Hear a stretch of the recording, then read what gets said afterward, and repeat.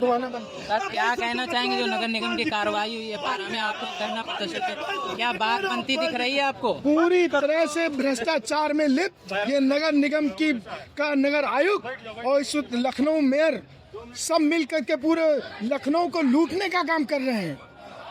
पूरे लखनऊ को लूटने का काम कर रहे हैं ये नगर आयुक्त और मेयर साहिबा मिल करके पूरे लखनऊ को।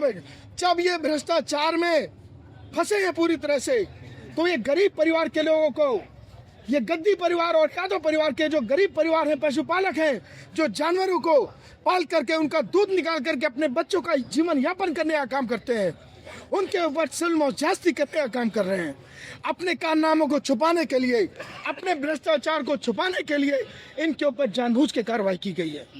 उसके खिलाफ समाजवादी पार्टी, कोई वजह तो होगी।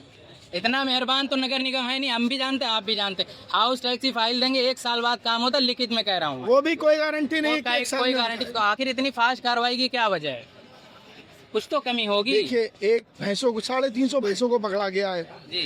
एक भैंस से, एक पशुपालक से एक भैंस का 1 लाख रुपए अवैध वसूली करने का निर्देश ऊपर से इन लोगों को दिया गया है। तो इनके अधिकारी इन लोगों से 1 लाख रुपए एक भैंस का मांगने का काम किया। अब 350 भैंसों को 1 लाख से गुणा कर दीजिए, 3.5 करोड़ रुपए हो जाते हैं।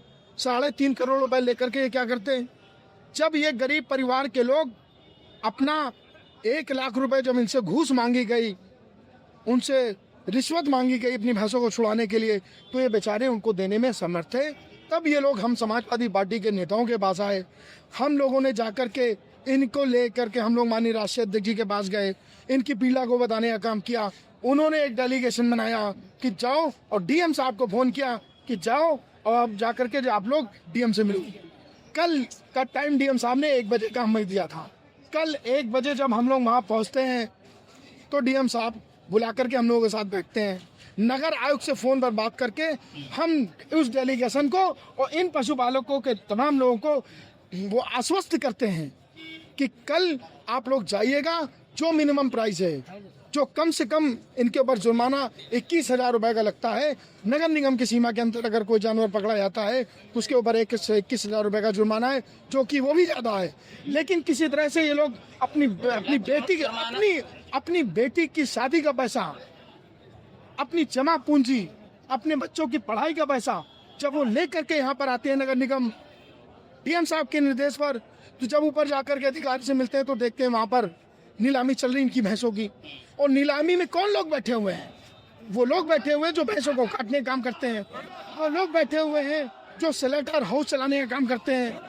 वो लोग इन भैंसों की नीलामी में इनको खरीद करके ले जाना चाहते हैं और ले जाकर के इन्हें काटना चाहते हैं और इनका मीट का व्यापार करना चाहते हैं। अब मैं आपसे भी ये बात पूछना चाहता हूँ कि ये जो गरीब परिवार के यहाँ पर पशु बंध हैं, जो भैंसे बंध हैं, इनका दूध निकाल करके, जो दूध को बेच करके अपना गरीब परिवार अपना जीवन यापन करता है, ये लोगों को भैंस देना सही है कि उन लोगों को भैंस देना जरूरी है कि उसको काट करके उनका मांस को बेचने का? ये तो वही है, जिसकी भैंस उसकी वापस ले जाए। आपके हिसाब से आप जुर्माना देने को तैयार है, फिर भी भैंसें वापस नहीं की जा रही है? पूरा जुर्माना देना चाह रहे हैं, 21,000 रुपए। लेकिन ये नगर आयुक्त, मेयर और उत्तर प्रदेश की गवर्नमेंट नहीं चाहती है कि इनको उनकी भैंसें मिली। आप लोग सुबह से बैठे हैं, पसीने में सब तरबतर हैं। अगर कोई हल नहीं निकलता है तो अगला पड़ाव क्या होगा?